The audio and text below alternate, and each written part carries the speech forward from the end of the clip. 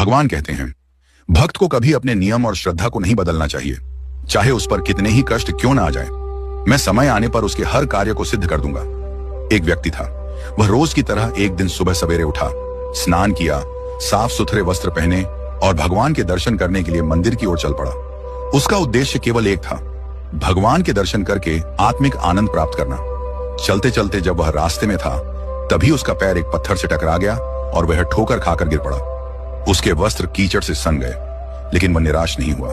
वह तुरंत घर लौटा, कपड़े बदले और फिर मंदिर की ओर रवाना हो गया। जब वह दोबारा उसी जगह पहुंचा तो संयोगवश फिर उसी स्थान पर ठोकर खाकर गिर पड़ा। अब की बार कीचड़ और भी अधिक था। लोग देखकर हंसे, कुछ ने ताने मारे, लेकिन उसने किसी की परवाह नहीं की। वह फिर से घर गया, स्नान किया, कपड़े बदले और तीसरी बार भी मंदिर की ओर चल पड़ा। अब जब वह तीसरी बार उसी स्थान पर पहुंचा जहां पहले 2 बार गिरा था, तो उसने देखा कि एक अजनबी व्यक्ति वहां एक जलता हुआ चिराग ले खड़ा है। उसने कहा, आइए मेरे पीछे पीछे आइए, मैं आपको मंदिर तक पहुंचा देता हूं। वह व्यक्ति बिना संकोच उस चिरागधारी के पीछे पीछे चल पड़ा। कुछ ही समय में वह मंदिर के द्वार पर पहुंच गया। उसने उस व्यक्ति से आग्रह किया, आप भी मेरे साथ चलिए, दर्शन का लाभ लीजिए। परंतु वह चिराग लिए व्यक्ति वहीं द्वार पर खड़ा रहा।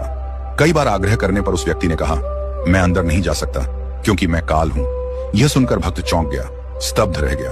काल ने कहा, मैं ही था जिसने पहली बार तुम्हें गिराया था। जब तुम वापस गए, कपड़े बदले और दोबारा मंदिर की ओर चल पड़े, तब भगवान ने तुम्हारे अपने पाप क्षमा कर दिए। मैंने फिर तुम्हें दूसरी बार गिराया और जब तुम फिर बिना क्रोध या निराशा के वापस लौटे, स्नान किया, वस्त्र बदले और फिर मंदिर की ओर चल पड़े, तो भगवान ने तुम्हारे परिवार के पाप भी क्षमा कर दिए। अब मैं डर गया कि यदि मैंने तुम्हें तीसरी बार गिराया और तुम फिर उठकर मंदिर चले गए, तो भगवान तुम्हारे पूरे गांव के पाप क्षमा कर देंगे।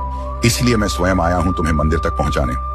ये बात हमें सिखाती है कि जब श्रद्धा अडिग होती है, जब नियम दृढ़ होते हैं, तो स्वयं बाधाएं रास्ता छोड़ देती हैं।